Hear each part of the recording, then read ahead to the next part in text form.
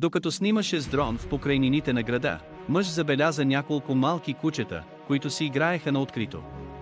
Когато приближи дрона, осъзна, че всъщност това са 3 безстопанствени кучета, които стратегически обграждаха и нападаха самотно котенце.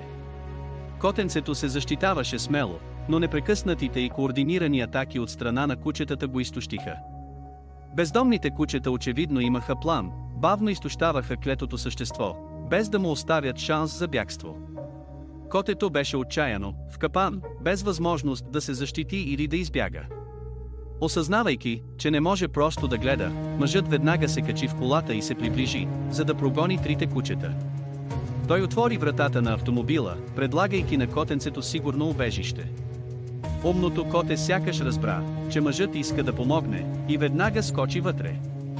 Притеснен, че котето може отново да попадне в опасност, мъжът реши да го осинови. Под неговата грижа, котето беше наистина щастливо и сигурно.